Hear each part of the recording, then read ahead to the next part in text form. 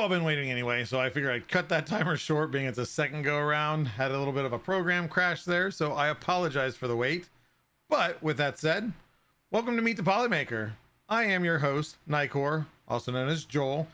So today we are going to do what we do every week. We're going to talk some 3D printing news. We're going to show off some 3D printing things, and then we're going to talk to a maker. So as always, we try to have a new maker every episode. So far, we've been successful in that. I think we're almost going on 6 months. I don't know if we're 26 episodes in yet. If not, we're right there, right close. But if you've not been here before, or you just forgot, down there, I am awesome in chat. Make sure to type that in. YouTube, Twitch, everybody. Type in I am awesome in the chat. That's going to get you entered for a chance to win a spool of filament at the end of the show. First time chat, Mark is not cool. I think you're cool, Mark. So, you know, if you're really cool, you're going to type in I am awesome in chat, and you can win yourself some filament at the end of the show. So again, welcome to the show, everybody. And we're going to just go ahead and get right into the news since I'm running a little bit behind. Professionalism. It's the top-notch thing with Meet the Polymaker and myself. But today's news, first off, we're going to talk about a new hardware. So, of course, the Prusa MK3, MK3S, MK3S Plus. Now the MK4 is starting to get that same iteration. You know, some upgrades to make it now the MK4S. So it's toting a few different changes. Main thing is it's going to be default with a CHT high flow nozzle from Bondtech. It's going to have a 360-degree wraparound fan vent. That's going to help with overhangs. I think it's up to 75-degree overhangs. Waiting to see, you know, it's just, you know, it's been in some people's hands. Waiting to see a lot of in-depth videos to show exactly what it can do. It's going to be twice as fast as the MK3S Plus, not the MK4. I think it is supposed to be faster than the MK4, but I didn't see those numbers yet. It's now using some injection molded parts rather than, you know, all the 3D printed plastic parts. It is still using printed parts also.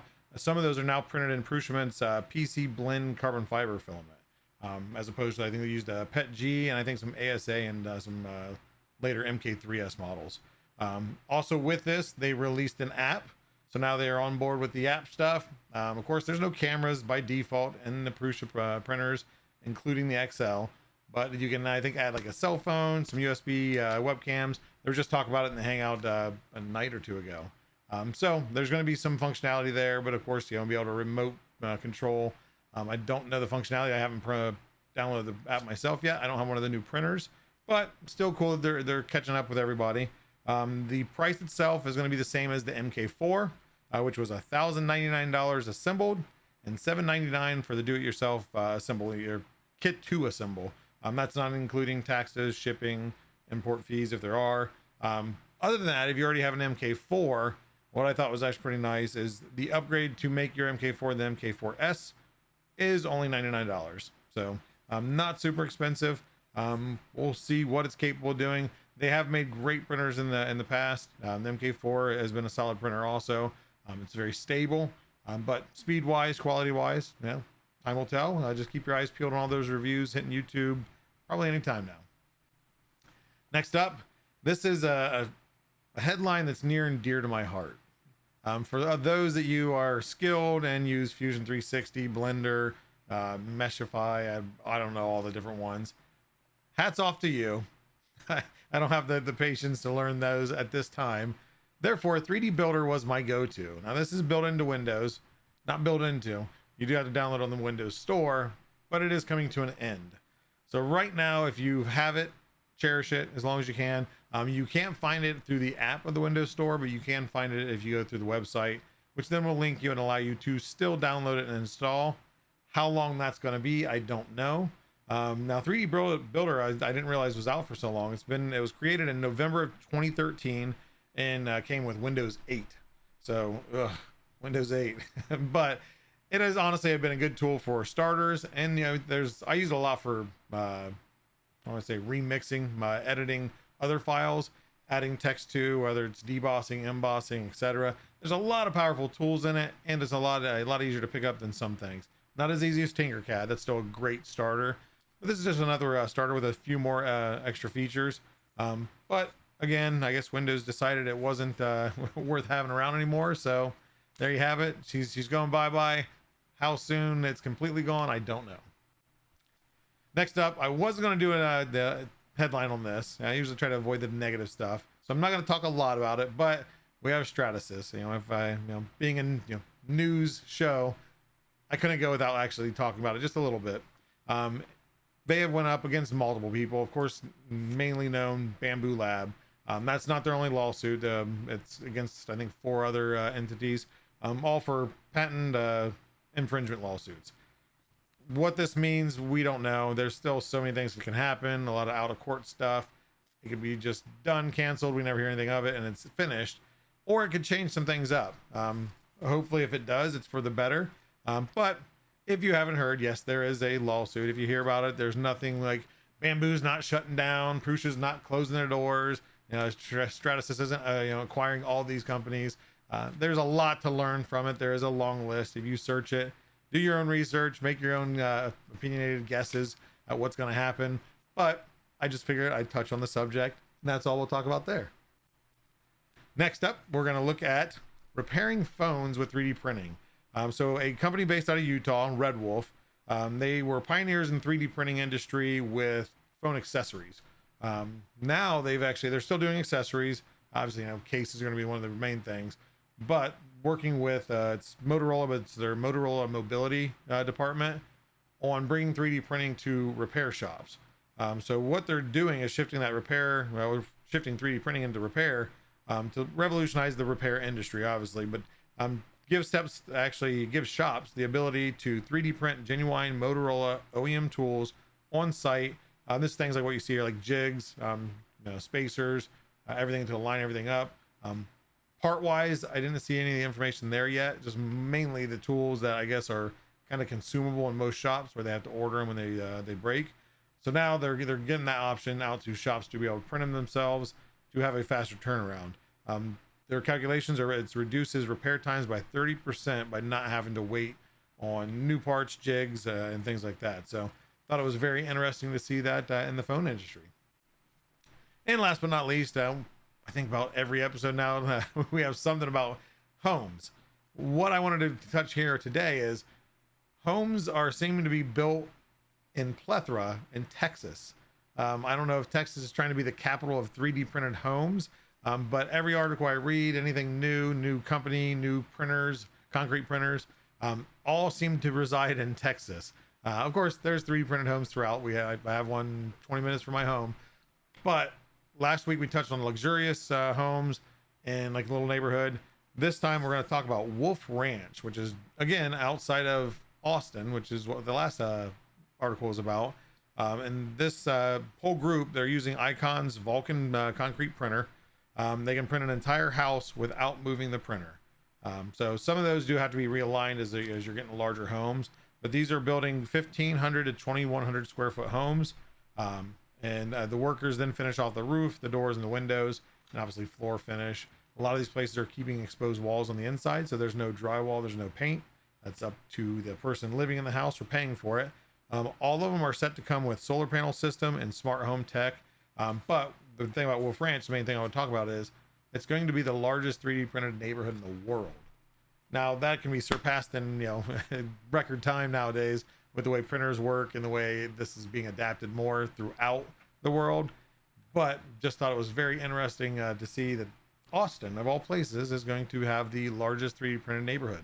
I think it's going to be finished here in the next coming months. But that is it for the news, and we're going to move on to that's all, folks. I'm going to end it here. We're going to move on to the print highlights.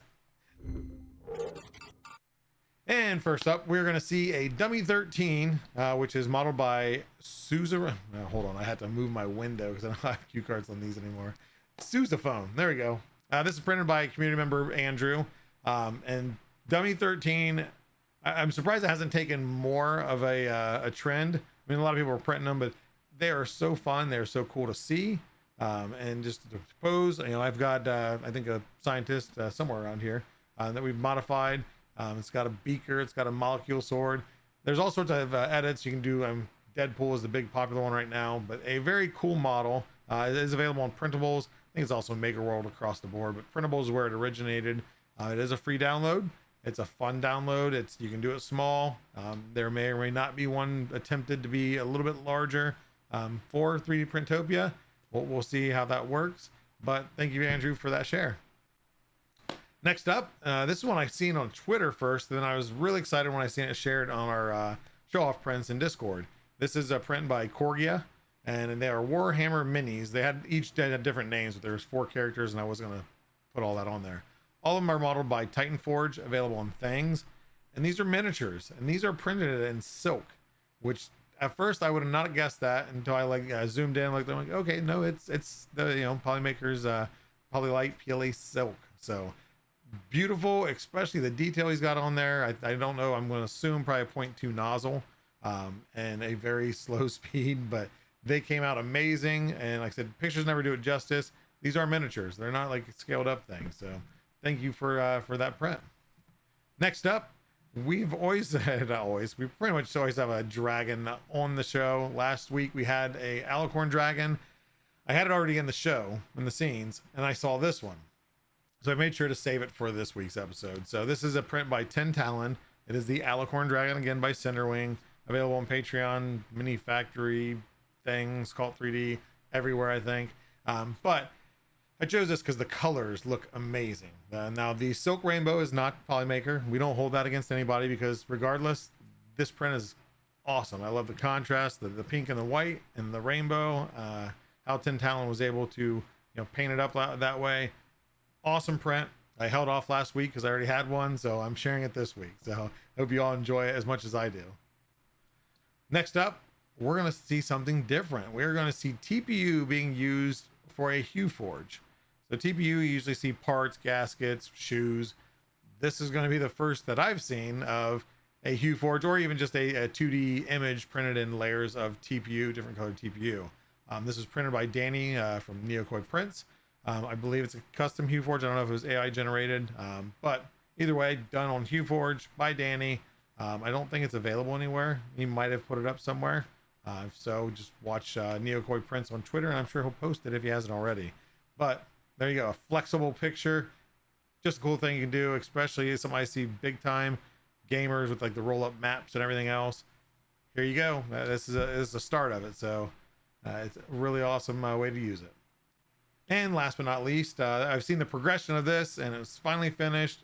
And the print itself is awesome, of course, but the lighting is what really has me on here. So this is custom LED light work by Pete Shirtle 3D, who also designed and printed the light box.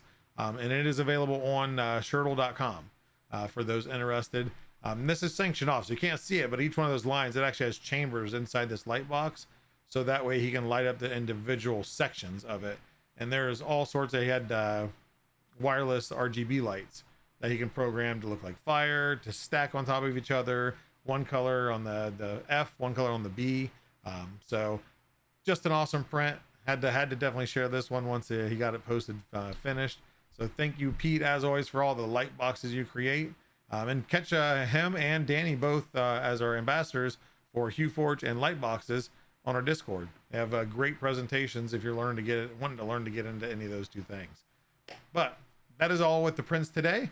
We're going to go ahead and head to commercial, and then right after that, we're going to meet our next maker. So stay tuned. In a world where color has been lost, one company's scientists work round the clock to find a solution. Every day, the scientists harvest color from quantum rainbows, infusing them into one spool of filament. Introducing Polymaker's new aesthetic product family, Panchroma. A complex extraction process is used to harvest light from the sun, and it's added to the mixture. This process superheats the formula to its final form, and it's ready for extrusion. This was a fun fictional representation of how Polymaker film is made purely for entertainment. Polymaker products are in reality developed by talented scientists in a lab. Are you into cosplay and prop making? Are you tired of having to break out those power tools to sand those lines away? And don't forget about all that hand sanding. Cramps. Ouch. Introducing Polymaker's Cos PLA, available in 2 different versions, version A and version B. Both versions are still easier to stand than standard PLA. Find out more at us.polymaker.com. Have you had bad customer service with your filament provider? Have you ever gotten a bad spool and never got a response when you emailed the company? Well, that won't ever happen when you reach out to Polymaker. Some people say that no company cares about you. Wrong. Wrong. Wrong. If you never got a response after emailing a company that you've worked with in the past, you may be entitled to better customer service. We at Polymaker pride ourselves on good customer service, and we won't ever keep you waiting for a response. Email us now at support@polymaker.com, and we'll get back to you within 1 business day. We'll fight for you.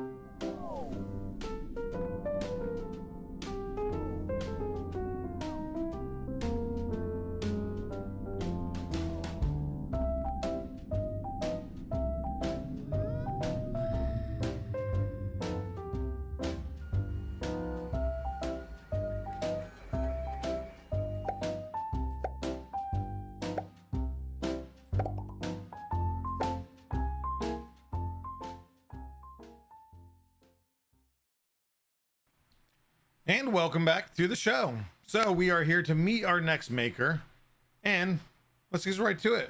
Who could it be? I know everybody's in chat. Who could it be? Tech Jeeper is wondering, is it Tech Jeeper or is it Big Jano? Welcome in, Big Jano. Hello. Should I call you Big or should I call you Jano? Jano's good. I've actually been called Jano most of my life. That's kind of where the name came from. So it was a nickname as a kid. So there you go. And it just stuck. Exactly. Well, for those that don't know who you are, this is Jano. Can you tell us a little bit about yourself? Absolutely. So my real name is Jake, but I go by Big Jano online. I am a mechanical engineer by day. By night, I like to create all sorts of fun 3D printing projects. I focus a lot on 3D printing projects with LEDs or LED lights. I have been 3D printing since almost 5 years now. This has been almost going on 5 years. I got into 3D printing through my employer at the time. They had a Prusa Mark 2.5, which, if you can believe, that's how far back that's come. And day 2 of the job, I had to learn how to use the printer because we deal with a lot of injection molded plastics. That's what we were designing at the time. So we would use the printer for prototyping and form fit functionality testing. So I learned how to use the machine, the ins and outs of it, learning how to use the slicers, and over time really just got in love with it. And about a year later, I finally jumped the gun and got my own 3D printer right in the middle of the pandemic. Like most, yeah. Yep. So then I finally had my own 3D printer to play around with at home, which ironically is in a box back there in pieces, which I'm going to be working on rebuilding it at some point soon. But then a few months later, I decided to try the content space and make fun content with it. At the time, back in 2020, there wasn't a whole lot of 3D printing content, especially here on Twitch. So I was like, let's see what we can do with this and just have some fun with it. So next month will be about 4 years since we started doing all this content stuff. So it's been, congratulations on that. Oh, thank you. It's been exciting. Now you say when you started with your work and you were put in charge of the printer, Was that something that you were looking forward to because you thought it was cool, or was it kind of like okay, well, I guess I'll figure this out, and then fell in love? Yeah, so had heard 3D printing previous to that, probably like a year or two before that, through my previous job at the time, and I knew what it was, but I didn't know the real in-depth ins and outs of it, and honestly, if I would have gone to printer any earlier, I think I would have been overwhelmed and over my head a little bit, but um, no, I was really excited to get my hands involved with the Work 3D printer, and in that year, I just got to learn how to fix hot end clogs, all the rituals that everyone goes through when they get their first 3D printer. So Oh, yeah, unlike most, you got paid to do it. exactly. Absolutely. Yeah. So we did a lot of prototype building with the printer. I mean, we would use PLA, PETG. Occasionally, they had built a custom acrylic enclosure for it. So occasionally, we would have to print ABS or ASA parts. But most of the time, it was just PLA or PETG that we would just prototype with, just to make iterations of things pretty quickly.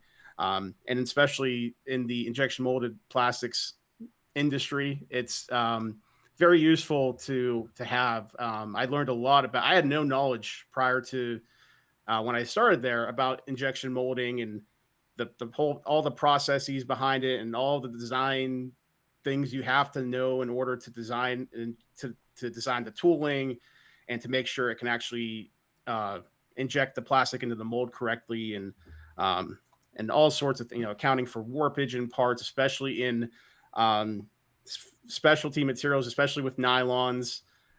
We do a lot of polycarbonate and glass filled nylon parts. So it was good to learn on the 3D printer how to design something better before we'd spent thousands of dollars on a tool. Oh, yeah, and then for have to sure. go back and change the tool or make it modifications to the tool, which then costs even more money. So, And it's just one of those things that if you're not into it, you don't realize all the stuff, like you said, what it involves and how many things really go into designing or prepping and things like that. So yeah, you got the bird's eye view on it.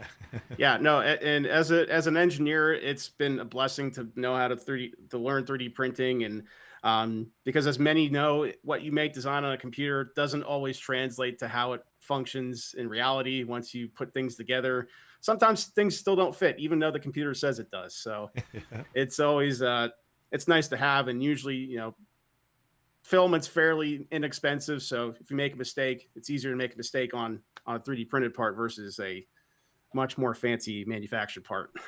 Oh yeah, for sure. Now, without getting into detail, your current work, are you involved with 3D printing there, or is it just something completely different from what you used to do? Yeah, so actually, it's a couple months ago, I actually rejoined that same company through a bunch of, I won't go into the full details, but I'm actually working again with them more or less full time. So just a little bit further away from where their offices are located. But we've done a lot in the time in the span of in the year since I've kind of moved and a little bit further away from them. But we've been doing a lot more detailed stuff, and especially in terms of improving our.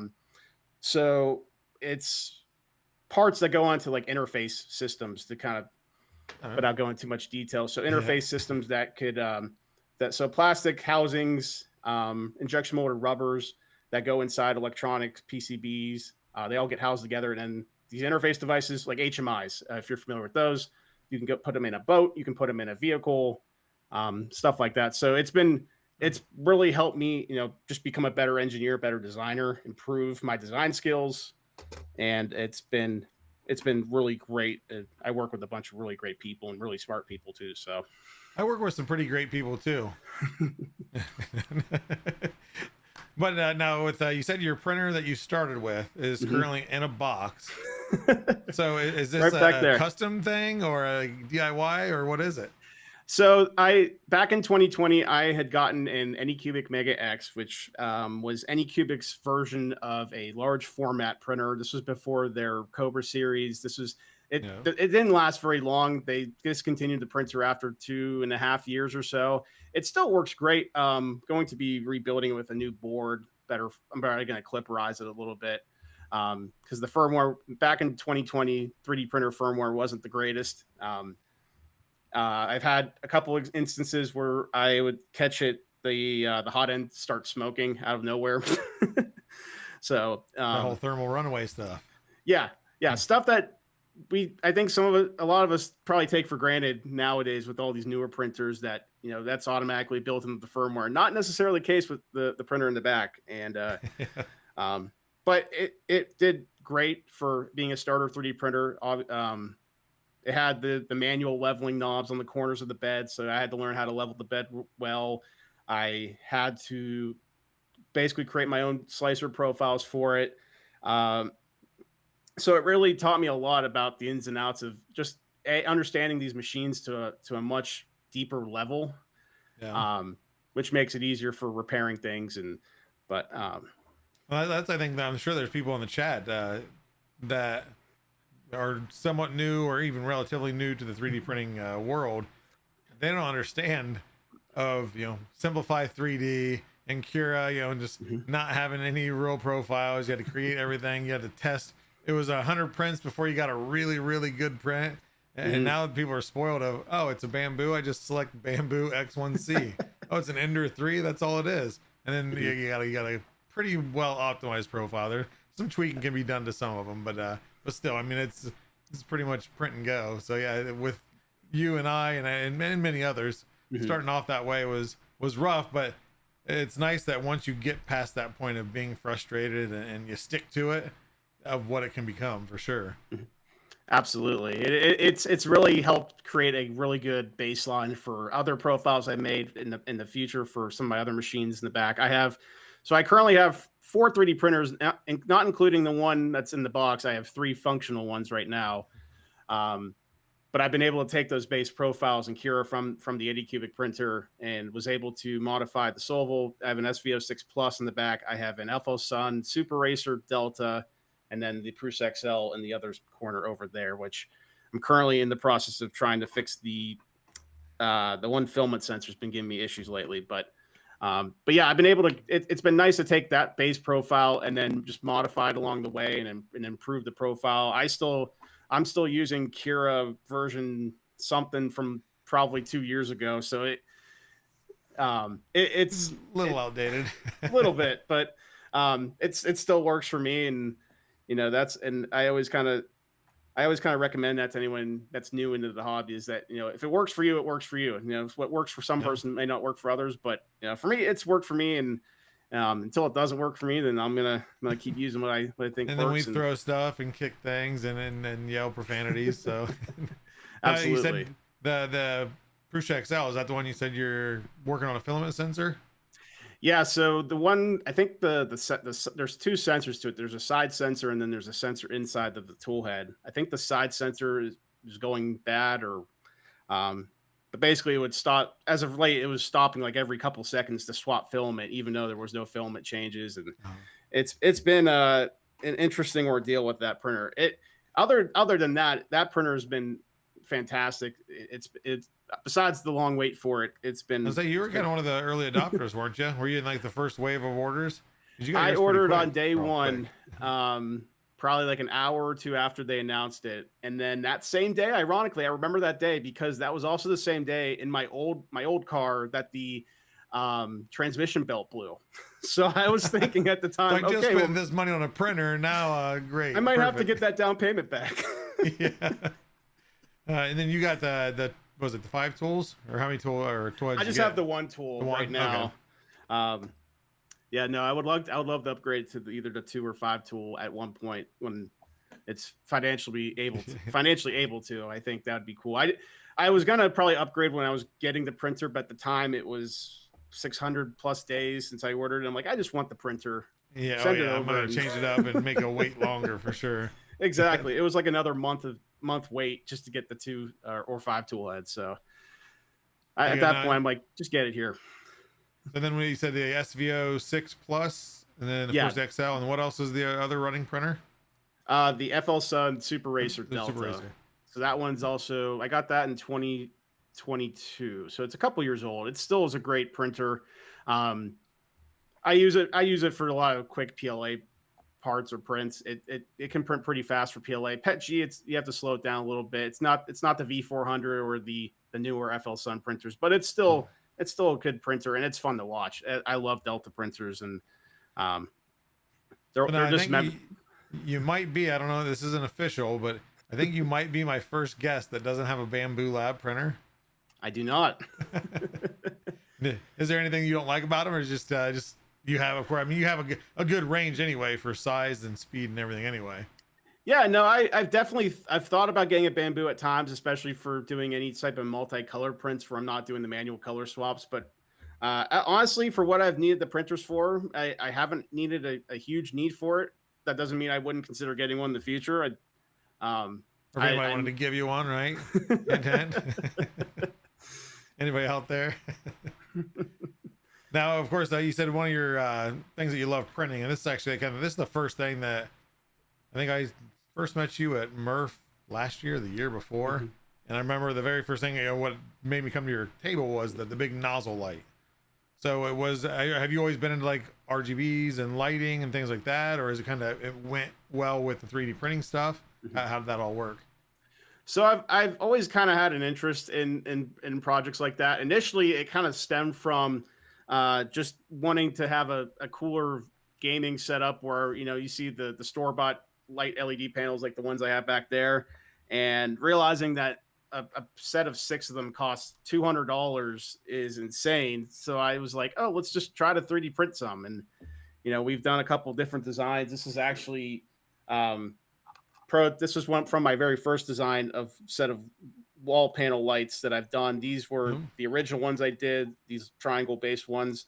Basically just took some addressable LED strips around the outside of each one. I have some cutouts inside of each triangle to kind of funnel the wires through to the next one. And then I actually had these set up with an Arduino that had like a code that can run different light patterns every 3 minutes. But this was the very beginning of these types of projects. Once I started doing these, I was like, you know what, these are really cool projects. I found it was just a creative way to get into 3D printing. So then I just decided to continue to do different LED projects from there. And the nozzle was probably shortly after those satellites that we made. So that was a pretty cool project. Actually, Billers Mark and chat helped me work on the design for that a little bit. To get it to, there's a top and there's a back piece and then the front piece that you see on the wall. There's some hooks and some slots that kind of slide it into place. So, but the cool thing about these is that other than the addressable LED strips, a lot of the parts I have for a lot of my projects are just things I find either through Amazon or through different stores like Harbor Freight or whatnot. There is a diffuser channel that's running through that LED strip. It's just a cable loom from Staples that you can just. It works. Yeah, I tried a couple different light diffusers, and I just happened to notice that one diffused the light better than the other things I tried. So we just kind of kept it. And what's cool about that is that you can bend it. It's flexible, so you can bend it in any shape. And then with the software I have programmed to this and all the other fun light stuff in the back, I can use WLED software, which is free. And you can use an ESP8266 or ESP32 controller, flash of the controller, and then you can control the colors, the light patterns, all sorts of stuff. So all customizable. That's what Pete is using his light box for the Fiberon light box was WRGB. Yeah, exactly. It's really easy to use. Once you flash the software onto the controller, it's just download it. You can download an app to your phone and control everything through your phone. So as long as you're within as long as you set up through your Wi-Fi and link those, as long as it's on the same Wi-Fi network, easy to you're control. good to go. Now, do you have any? Because I know there's a couple of different things you do. You do like a gingerbread house every year, right? And then now, whether with that or any other project, you have any other any projects you can talk about that are upcoming or might be seeing, of whether it be RGB or a big idea for the gingerbread, maybe a 5-story mansion? Yeah, no, I haven't thought about the gingerbread houses yet for this year, but that's what I have over here. I have the iterations of all 3 gingerbread houses. This was the very first one we did a couple years ago. Ironically enough, the Army Brown Polyterra is the go-to for the gingerbread parts. There you go. Call it. So this was the very first one we did. This was very basic in design. We took a 3D pen. We do all the hand decorations with the quote unquote frosting. Yeah.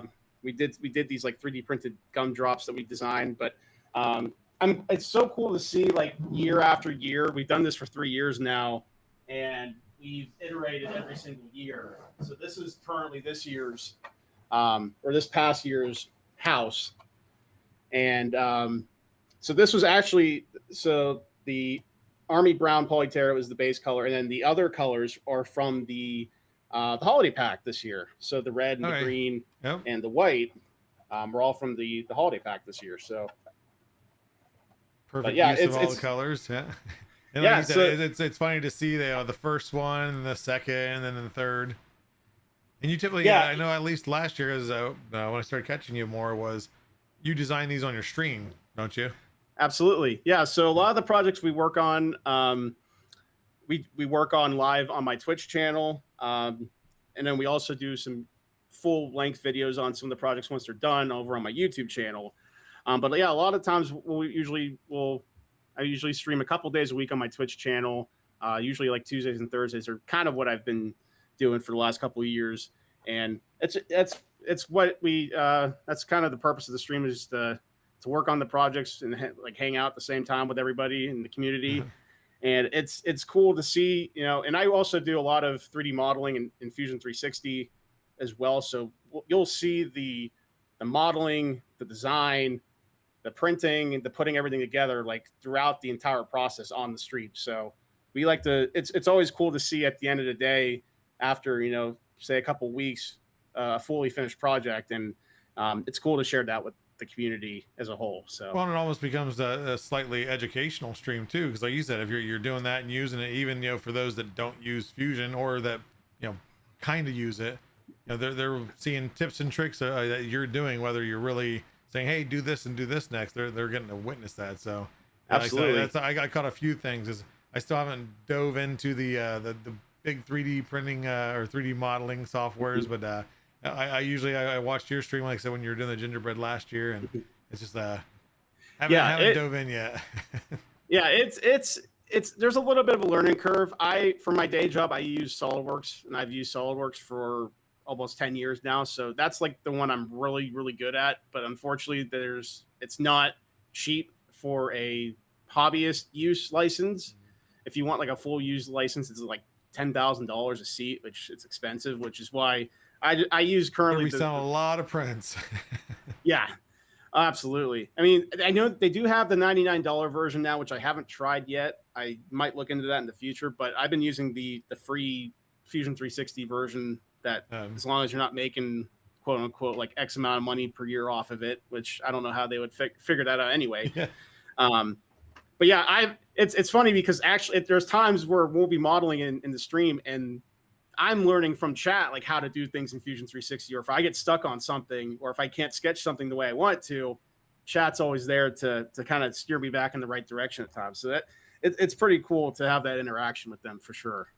Well, then do you take their input too, like where you're doing the gingerbread house, kind of like your main idea, but then do you iterate many things from the community, or kind of? Yeah, sometimes I do. It depends on the feedback we get. But yeah, it's always cool to get different ideas, especially when we're near the beginning of a project. We bounce around different ideas, and sometimes I take those ideas and we run with them, and sometimes they work, sometimes they don't. But that's half the fun of being an engineer, being a 3D printer, 3D modeler. And if you make, like I said before, if you make a mistake, you get to reprint it again. And I've come to find out too, talking with all these guests throughout the many weeks of the show, is I think I belong to the 1% of 3D printers where I'm not an engineer. I swear that 99% of people that 3D print are some sort of engineer, whether it makes sense for the hobby or not. There's some type of engineer. So hats off you there that stuck to your guns, did the schooling, and got a good job. But now we'll take some community questions here in just a minute. So if anybody's got any questions for Jano here, definitely throw it up in there. I'm sure Pezlas will probably ask, hey, are you going to print the gingerbread house in Celestial or something along those lines? But well, it's never too early to start thinking about the holidays. That's for sure. I mean, that's true. Oh yeah, that's what I've noticed this year is things have moved really fast. So yeah, it's Christmas is right around the corner, and I've got 5 kids, so Christmas gets expensive. Yeah, it was actually it was just a kind of the last year's house was kind of a rush to get done, because as we were in the moving process, we didn't start back up streaming again until about middle of November or beginning middle of November, and we kind of like started back up with that house, and we had basically a month to get it done from modeling to final design. So it was definitely a challenge because there wasn't a lot of time to go back, fix mistakes, and go back and remodel different things or try different things out. With it. So, hope you get it right the first time. Exactly. Let's see. Sebastian's asking, I know. Did you prepare a marble run game? Well, not for this show. I know Jano loves his marbles, but no marble game tonight, guys. Sorry. That's been talked about quite a bit, to do an actual like a 3D printed marble run at some point for one. And just have like everybody drop their own marble in. Yeah, that's been talked about quite a bit in our channel. Definitely not doing that for 3D Printopia. Just not enough time to do it. But definitely thinking about that maybe for either Rocky Mountain for next year or for Murph next year. So we'll see what happens. But yeah, I like the idea. Let's see here, and then Pezlas, what % are twins? What percent of people in the world? I guess. Fun fact: I am a twin. I have a twin sister. Oh. So that now, do you know the twin facts? Did you? What the I don't have the twin telepathy or I can't think. I don't know what they're thinking most of the time. And actually on that then, so as a twin, of course are you from Ohio or you just lived in Ohio?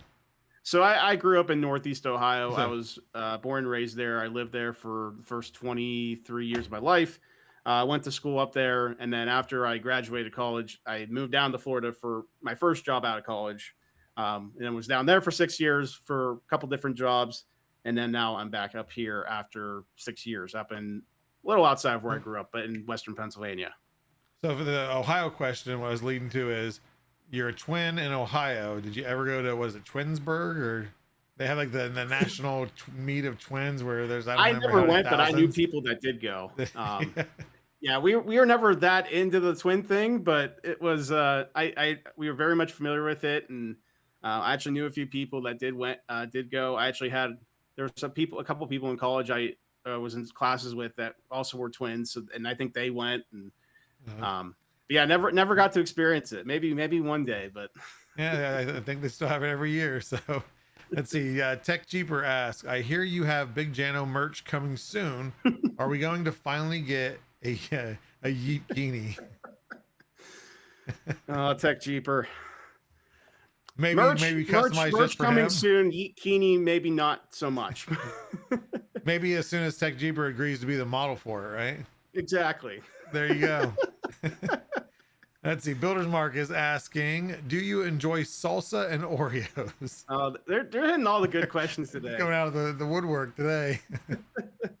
So apparently that stemmed from an Ohio thing. Apparently in Ohio, that's a combination of foods that people eat together. And so I've never heard of that. I never did either. And like I said, I grew up in Ohio and never heard of that, but we ended up trying that out on one of our anniversary streams a couple years ago, but now that's turned into a every year tradition. So when we have our anniversary stream next month, we'll probably torture ourselves with Oreos and salsa for. So have you found a good combination of Oreos and a certain kind of salsa that is tolerable? No, it's all equally bad and just in different ways. Have you tried like a sweet, like a pineapple salsa or something? There was one year where we had like a mango salsa, and it worked fairly well with like a lemon Oreo that was pretty decent. But the worst combination I ever did was like a mint Oreo with any type of salsa, because the mint just overshadows every profile. Everything. Yeah. basically eating toothpaste at that point. Let's see. Is there anything over? Maker Millwright over on YouTube is asking, what inspires your designs?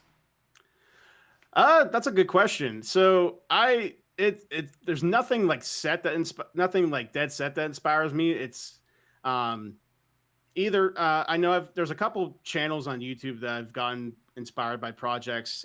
Zach Friedman, who everybody knows for his insanely insane projects. Chris Marr, he does a lot with the WLEDs and LED. He does a lot of projects with LEDs and the addressable LEDs and WLED software, which is kind of how I got inspired to learn how to use the software, use the controllers. Dr. Z's is another electronics YouTuber who does a lot of custom light projects that I've kind of gotten inspired by as well. So I would say just like a combination of different YouTube channels I've watched over the years. And I like cool tech. I like tech and just seeing what new tech's out there. As an engineer, you're always constantly learning about new technology. So, Yep. Yeah, I would say it's a combination of things. But There you go. Okay, we'll go last question from Tech Jeeper. What is your favorite candy and why is it pickleballs? At Murph, I had the opportunity to taste one of those pickleballs, and it was not good. But favorite candy, if anyone wants to know, is like I am a sucker for anything chocolate peanut butter combination. So like There you go. Reese's or You know how to win them over if you see them at a Rep Rap Fest then. exactly. Take notes, everybody. Here, actually, we'll do one more question from Royal Nomi. Who is the one person you haven't got to meet yet in the community that is on your top 10 meet list, and why them? Oh, that's gonna, if you don't want to answer that, I understand that could get you in some trouble if you don't have somebody on that list. We're actually just asking one person. So that's a good question. I've met so many people already in the last couple of years going to the Rep Rap festivals. Let's see. I'm trying to think. Like, that's a really good question. I'm kind of stumped by that because like I'm trying to think about like who I haven't seen yet, and like it's like, oh, I've seen them at Murph, or I've seen them at Rocky Mountain. You've ran into them at one. Yeah, because you've been going to like every Rep Rap for the last probably year and a half, 2 years. Yeah, I've gone to every Rep Rap Fest in the last year except for I didn't get to the East Coast last year, Okay. or the last couple of years. So I'll be at East Coast or 3D Printopia in a month. That'll be the first time I've actually gone to that event, so I'm excited to be there. But I've made it to Murph and Rocky Mountain the last couple of years. I've been grateful enough to get to go and hopefully get to go back again next year. And that's a really good question. There's a couple that I probably haven't met yet that I can't think of any off the top of your head. Yeah. So the answer is all of you. Whoever he hasn't met yet, that's who he's interested in meeting. But okay, that was it for the community questions. We're going to end it off here with some rapid fire questions, just quick, short answers. And yeah, we'll see how in depth we can get into the life of Big Jano. Let's do it. I ask all the same. The first question is always the easy same. What is your favorite color of filament? Blue or purple? Blue or purple. There we go. What is the favorite print or the print that you're most proud of that you've ever done? Probably either the nozzle or the LED light panels. Yes. Okay. And in one word, what is your favorite part of streaming? Community. Awesome. Good answer. Of course, we touched on the fact that you're a twin. And I asked this actually, I think, last episode. Who's the better looking twin? For sure, me. Make sure to clip that for his sister if anybody knows, or email that to her. And last but not least, OH. IO. There we go. Well, Big Jano, it was great having you on here, even though you did bring some crazy people up into chat today. But where can people find you? Is there anything you want to announce? Tell them about where they can see you, find you, learn about projects. Where you at? Absolutely. So I go by Big Jano on all my social media platforms. I do have a YouTube channel, so you can find me over on YouTube, where we do post a video, usually like once a month. We usually post a different video. I do a lot of DIY videos on how to repair certain things on 3D printing, as well as showcase these projects in more in depth. We also live stream here on Twitch a couple nights a week. I'm going live later tonight on my Twitch channel. to just hang out with the community, and we'll probably do some marble races over there. So twitch.tv/BigJano is where you can find me there. Also on Twitter/X at BigJano. That's B1G_JANO. And one more thing, I guess I'll just announce here that our merch store, after 4 years of doing this, we're finally getting some merch. We're launching the merch store next Thursday, actually, 1 week from today. Awesome. Yeah, and I'm gonna get hounded now for Polymaker merch. So thanks for announcing that. But other than that, I will let you go. Again, thank you very much for being on the show. If you start up your stream quick enough, you know, we're always looking for somebody to raid into. So I don't know if you're ready or not, but you have yourself a good night, and we'll catch you at 3D Printopia. Absolutely. Thank you so much for having me. Have a good one. See ya. See ya. Oh, just fun energy. Good guy right there. Like I said, I've met him multiple times at the Rep Rap festivals, and yeah, just always a joy to talk to. Always a smile on his face. So good people right there. So make sure if you're coming out to 3D Printopia, or if not, next year, hopefully to all the other events, stop by, say hi, shake his hand, give him an OH if you're from Ohio. You know, if you're not, then you don't understand what that is. So, but that is the show. Make sure real quick before I get into anything else, if you have not and you're late to the party, type in I am awesome. You do still have a chance to win a spool of filament. In chat, I am awesome. Somebody I'm sure will do it. There you go. John Taylor over in YouTube. Follow his lead. Tech Jeeper, Freaky Newfie, follow their lead. There you guys go. So get that in there. We'll do a drawing just in a moment here. But we have a few projects we always like to announce. We still have our Polymaker figurines project going on with Antoine Dimensions, and he is going through them like wildfire. Every 2 days, got a new video, a new Pokemon, a new evolution, and then that model becomes available on Maker World. So make sure to follow Polymaker figurines across the board on all the socials.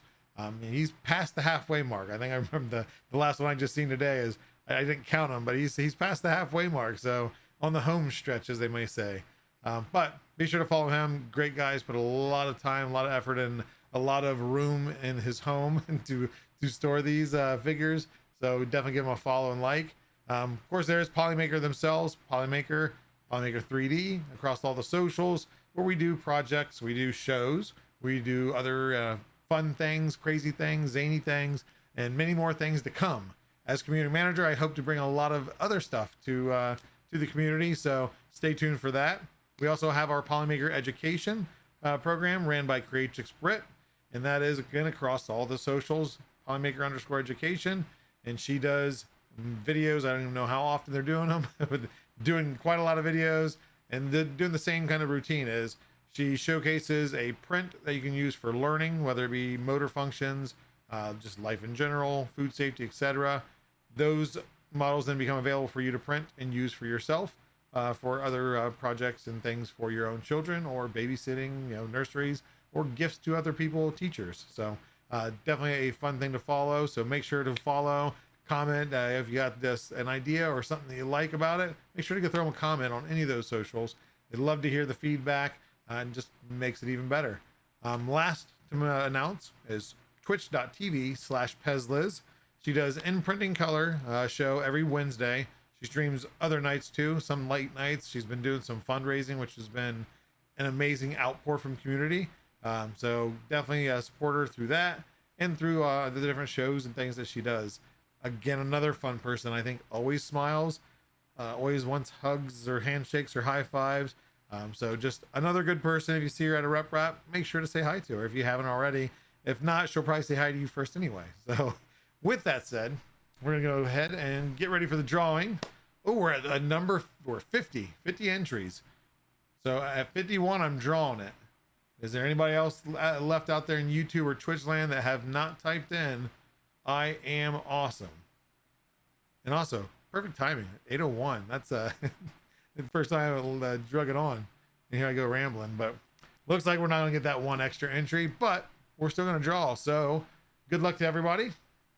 And this Pezla's trying to get over there and get double entries into YouTube. I see her say hello to everyone, but here we go. Thank you all for watching. Thank you for those that come back every week to hear me ramble on, but more importantly, to meet somebody new, whether you know them or not, find new things. And there we go. Another Twitch winner, Nervous Pajamas, congratulations. Go ahead and email joel.finn@polymaker.com. Hey, there you go, Builder's Mark. So you will email me, I will respond, and we have a whole new process that goes pretty quick on getting those done. So make sure to reach out to me, and then just tell me that you want on Meet the Polymaker on 8/15/2024. I'll verify the information, and we'll get y'all taken care of for a free spool of filament. So again, as I was saying, thank you guys for coming. We're here every week at 7 p.m. Eastern Standard on Thursday, and we're gonna keep that trend going. We hope to make some enhancements here soon as things progress and I get into my role a little bit more. So stay tuned. We will have some things going on, and we're gonna raid out to. Come on, give me a refresh. Somebody be online. Somebody that's 3D printing. And they don't have to 3D print, I guess, but ideally, some type of maker. There you go, Karen Chow. She had just. Let's go. What is she doing? Let's go right into Karen Chow. She had just made. She has posted about a squeaky duck. Print out a TPU, and there's a squeaker that another person modeled that goes inside of it. So if you really want to annoy your parents or grandparents, or you want to torture yourself and give them to your kids, make sure to hit her up on that. Let me get this. Oh. Hey, Karen. I need to get a little button. I keep saying that, I think, every week. Did I do it right? That didn't work. Why didn't /raid work? /raid. Did I do a space? Oh, is it? I thought it was slash. I've always done raid /raid. There we go. No, okay. I must have hit space. Sorry. Again, pro. Every week it's something, isn't it? So, again, thank you all for coming. Have a wonderful night, a wonderful weekend, and a whole wonderful week. So we are gonna raid out to Karen Chow. Give her a love. See you guys.